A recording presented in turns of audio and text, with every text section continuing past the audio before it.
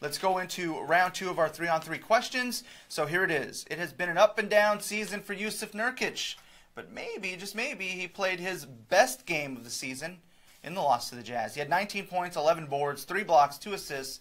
He also had a steal and a season-high 35 minutes. So what stood out to you guys about Nurkic's performance on Wednesday?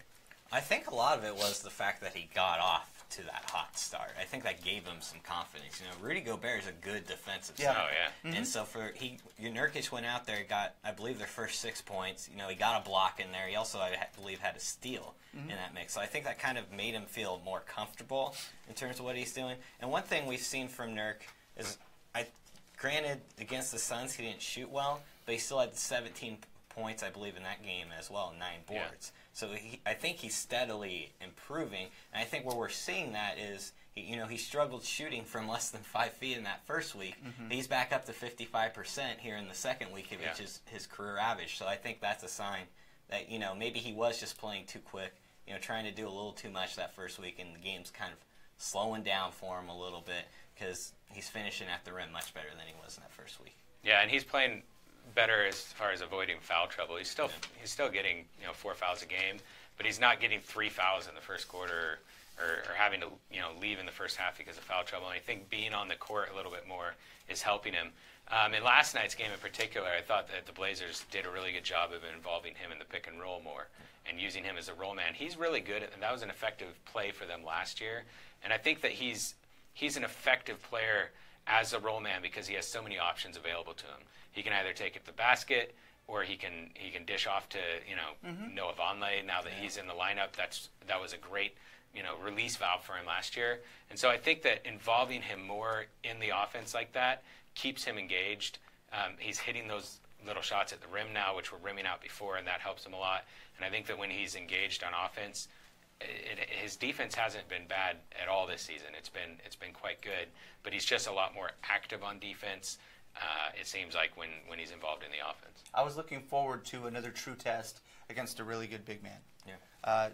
We talk a lot about. I can't think of a bigger test than Rudy Gobert right now. Yeah. Right. We had DeAndre Jordan come to the Moda Center not too long ago, but to see an all-star guy, a force in the paint, I thought that was fun to see them too. Yeah.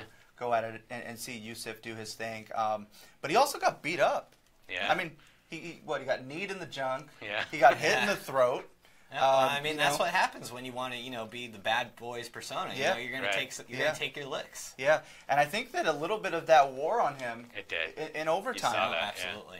And so I think we saw the good side of Jusuf, but we also saw the other side, the side that could use some work. Yeah. After the game, I don't remember who it was, but there was a reporter said that because of Jusuf, because he got hit in the throat, he couldn't talk or yell, and so. One of, Jusuf Nurkic is a good defender, but one of his best traits as a defender is his communication. And he was unable to communicate on defense down the stretch, in the last couple minutes of the fourth quarter and in overtime. And the Blazers' defense was not good down the stretch. No. And it was really bad in overtime. And it's interesting. I mean, maybe Nurkic needs to play through that and not let it affect him. But he's 22. I mean, that's again, easier said than done. But and you got hit in the throat.